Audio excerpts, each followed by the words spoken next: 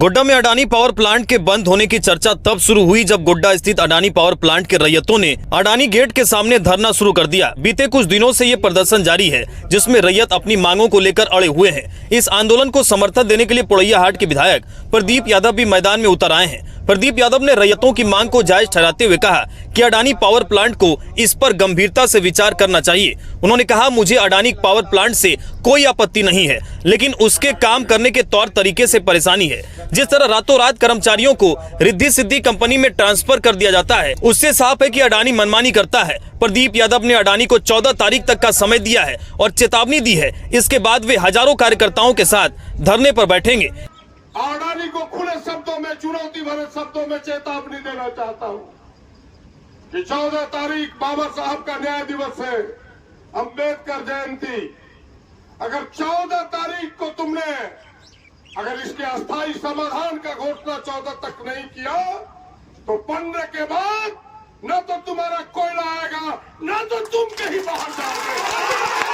50,000 लोग जुटेंगे, पीने का पानी नहीं मिलेगा। अब प्रदीप यादव जो कहता है, शरीर में खून का कतरा जब तक है तब तक लड़ने का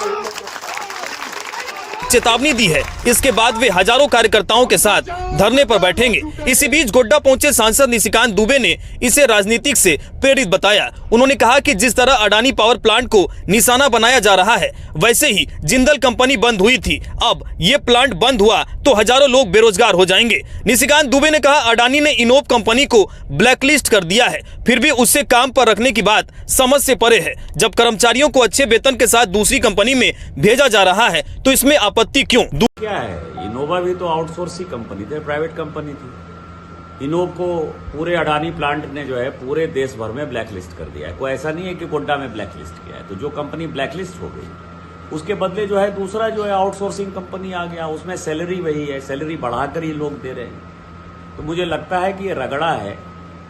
और यदि इसी तरह का हुआ तो अभी 2 उदाहरण है। गोड्डा में जिंदल प्लांट आया, जिंदल में लोग नौकरी करते थे, इसी तरह से आंदोलन करते थे लोग। जिंदल आज बंद हो गया, सभी निपनिया और मखना के लोग जो है सभी बेरोजगार होकर घूम रहे हैं, सुंदर पहाड़ी के लोग, गोड्डा के लोग। अब लौपाला जो है हमारे यहाँ मधुपुर में था, इसी तरह से सारे नेता जाते थे, वेतन बढ़ाओ, वेतन बढ़ाओ, वेतन बढ़ाओ। लौपाला बंद करके चला गया, न वेतन रहा। 10,000 कर्मचारी जो है आज बेरोजगार हो गए। 1,000 कर्मचारी तो लौपाला के थे जो आज बेचारे बेरोजगार हैं रोड पर। आपत्ति क्यों? दूसरी ओर गोड्डा के विधायक और श्रम उद्योग मंत्री संजय प्रसाद यादव ने कहा कि रैयतों की बातों को सुना गया है और उच्च स्तर पर चर्चा हुई है। वे अडानी प्रबंधन से वार्ता करेंगे, लेकिन राजनीतिक से प्रेरित कदमों की निंदा की।